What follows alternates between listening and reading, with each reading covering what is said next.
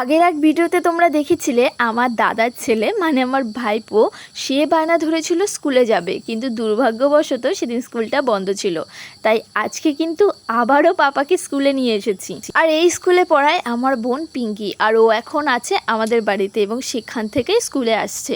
তো ও আমাকে আজকে বললো চল পাপাকে আজকে আবারও স্কুলে নিয়ে যাব। আর আমাদের মহারাজকে দু একবার বলার সঙ্গে সঙ্গেই রাজি হয়ে গেল স্কুলে আসতে। তো চলো দেখতে থাকো সারাদিন আমরা কি কি করি। আমরা স্কুলে যাচ্ছি এবার। তো hello guys, welcome to my channel. আমি চলে এসেছি আবার একটা নতুন ভিডিও নিয়ে। রেডি শেডি হয়ে এখন যাচ্ছি। কোথায় যাচ্ছি বলো তো? সামনে আরেকজন আছে। দাঁড়া দাঁড়া দাঁড়া। তো কার জন্য? রুমাল টুমাল তো নিইনি। রুমাল নিয়ে যাচ্ছা। সেই হচ্ছে ম্যাডাম আমাদের বাড়িতে চলে এসেছে। আর এই হচ্ছে পুচকু। অ্যাকচুয়ালি ম্যাডাম আজকে বায়না ধরেছে পুচকুকে আর স্কুলে নিয়ে যাবে, আবার রিটার্ন আমাদের বাড়িতেই আসবে। যার জন্য ও বলছে যে চল স্কুলে নিয়ে যাই পুচকুকে। আগের ব্লগে তোমরা দেখেছো পুচকুকে স্কুলে নিয়ে গেছিলাম, ওর স্কুলে যাওয়ার বায়না ধরেছিল। তো আজকে রীতিমতো ওকে জোর করে স্কুলে নিয়ে যাচ্ছি। মানে পাপা একটু ঠাকুরকে প্রণাম করে যাও। তো আজকে প্রথমবার স্কুলে যাচ্ছ তুমি, ঠাকুরকে প্রণাম করো। ঠাকুরকে প্রণাম করো একটু। আজকে স্কুলে যাচ্ছ তুমি প্রথম। হাই করতে হবে না, ওদের হাই করছে। হাই করতে হবে না, ঠাকুরকে প্রণাম করো। করো। অনেক কষ্ট করে পুচকুকে মানিয়েছি স্কুলে নিয়ে যাওয়ার জন্য। সকালবেলা ঘুম থেকে উঠে কেন জানি না ইচ্ছে হলো যে ওকে স্কুলে নিয়ে যাবো। কান্না করবে? কান্না করবে? কান্না করবে না। এক্সট্রা পেন নিয়ে যাচ্ছি, কান যদি হিসু করে দেয়। হ্যাঁ অনেকে আছে হিসু করে দেয়।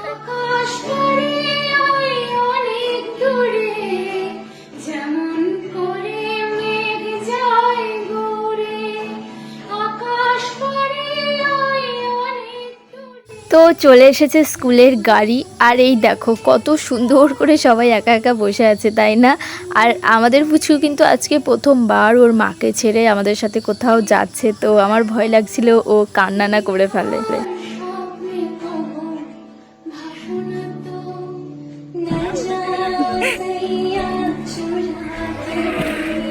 আমি না নামতেছিলাম। তো চলে এলাম স্কুলে। আর এখানে বাচ্চারা তো কার আগে কে গাড়ি থেকে নামবে এটার কম্পিটিশন হচ্ছিল। আর এখানে আমাদের পুচকু যখন থেকে গাড়িতে চড়েছে তখন থেকে মুখটা এমন বন্ধ করেছে আর খোলেনি। বাড়িতে এত কথা বলে, এত দুষ্টুমি করে, কিন্তু কোথাও গেলে একদম চুপ হয়ে যায়। আর শুধু ও নয়, আমরা যখন ছোট ছিলাম কিংবা আমাদের পরিবারের যত ভাই বোন আছে সবাই বাড়িতে প্রচুর দুষ্টুমি করব আমরা, কিন্তু কোথাও গেলে কেউ বলতে পারবে না আমরা দুষ্টু। আমরা চুপ হয়ে যাই, শান্তশিষ্ট হয়ে থাকি। মানে এমন শান্ত হই মানে কেউ বুঝতেই পারবে না যে আমরা কথাটা বলতে পারি। কেমন কেন ওই বাড়িতে সেই রাস্তায় আসে সাথে সাথে চলে ওই যে দেখতেছে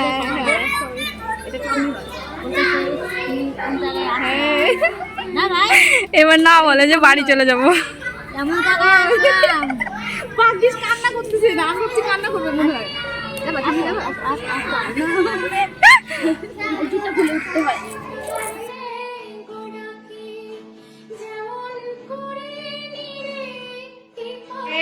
এখানে কি করছো? ক্লাস নাও, ক্লাস নাও। আদিতি ক্লাস নাও। আমাদের ম্যাডাম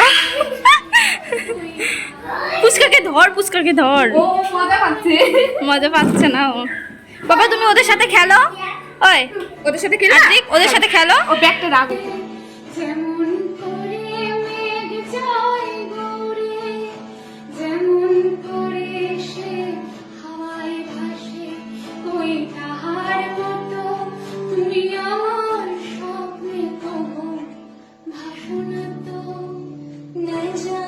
সমস্ত বাচ্চারা এত দৌড়াদৌড়ি করছিল। আর এখানে আমি পুচকুর হাত একদমই ছাড়ছিলাম না, কারণ ও এমন একটা ছেলে নিজের পায়ের সাথে নিজে বেঁধেই পড়ে যায়। আর এই পাখার মধ্যে পড়ে গেলে কি হবে বলো তো? আর ওর মা বারবার বলেছে কান্না করবে, এটা হবে ওটা হবে, তারপরেও দুজনে জোর করে নিয়ে এসেছি।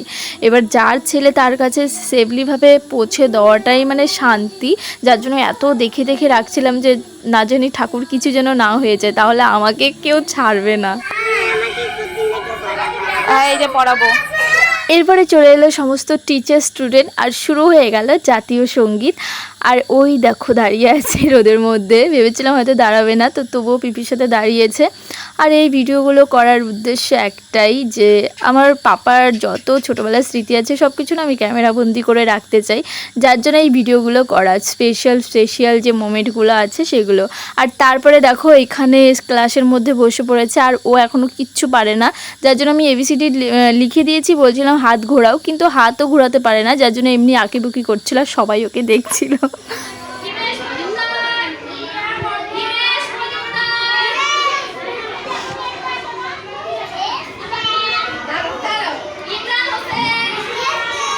বোন এখানে ক্লাস করাচ্ছিল, তাই মনে হলো চলো আমার হাতে যেহেতু মোবাইলটা আছে এই সুযোগ মিস করা যাবে না, ওর একটু ভিডিও করে দিই, পরে দেখতে পাবে।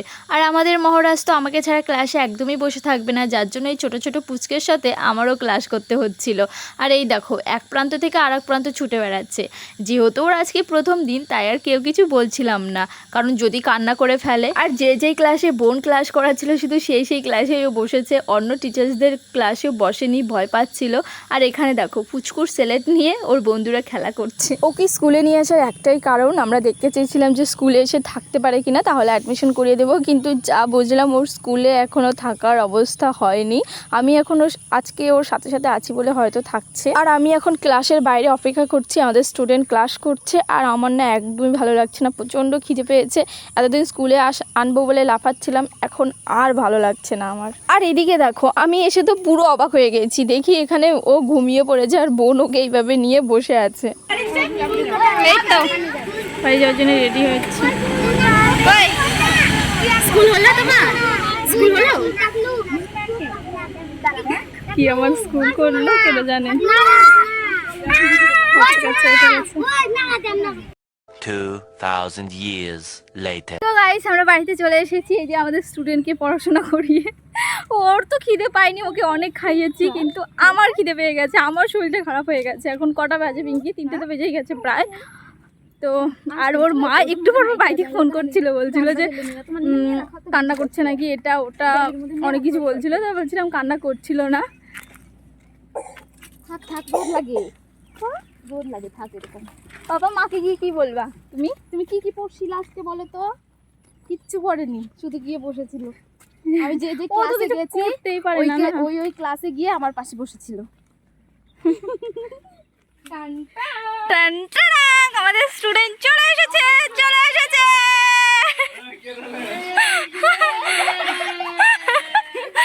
স্কুলে যাও মানে গাড়িতে চড়ছে।